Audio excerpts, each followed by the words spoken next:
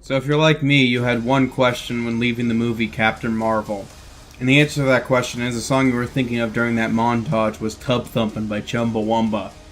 I get knocked down, but I get up again. You're never gonna keep me down. I get knocked down. The day had nearly Never ended. gonna keep me down. We found you.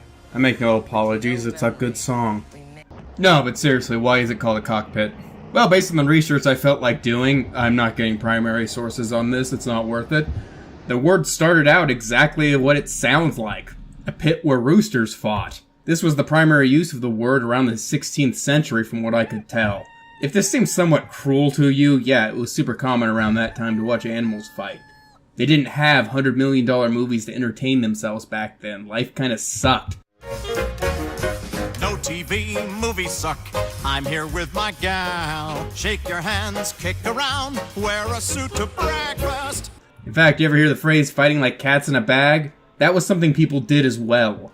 They would take two feral cats, throw them in a bag, and then watch them fight. Some places even threw that same bag off of bridges. This was entertainment back then. Are you not entertained? No! Do a dance! Anyway, what does this have to do with airplanes, I hear you say? Well, I don't really hear that, but that's a rhetorical device to keep me on track. Well, it later got used as a metaphor for any place with intense fighting or a lot of blood, particularly the lower decks of a ship in the Royal Navy. You see, near the back of the ship was a relatively stable and relatively well-protected part of the ship, so that's where the surgeons set up. In battle, this got stinky, gory, and loud. I hope I don't need to explain to you why that would remind people of a place where animals would fight each other to the death. Duck season. Wabbit season. Duck season. Wabbit season. Duck season. Wabbit season. Cockpit was later used as a term for a coxswain, which literally means a boat servant, and was usually a petty officer who steered boats, or like a Corvette-sized ship.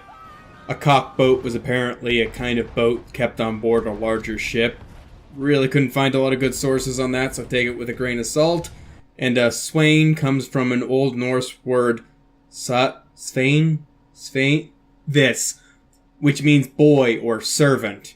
Apparently a coxswain was stuck in a small enclosed space that I guess reminded people of the lower decks of a ship.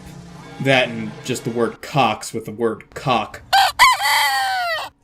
It's not hard to see how cockpit went from referring to the steering section for boats to the steering section for first cars. Actually, cockpit is still the name for the driver's seat in Formula 1 cars, and then to airplanes. So there, Mr. Misogynist dude, that's why they're called cockpits. It's got nothing to do with your dick. So yeah, that's why it's called a cockpit. But how's the movie? Well, I spent 4 paragraphs talking about a throwaway line, that's how it was. I have no strong feelings one way or the other.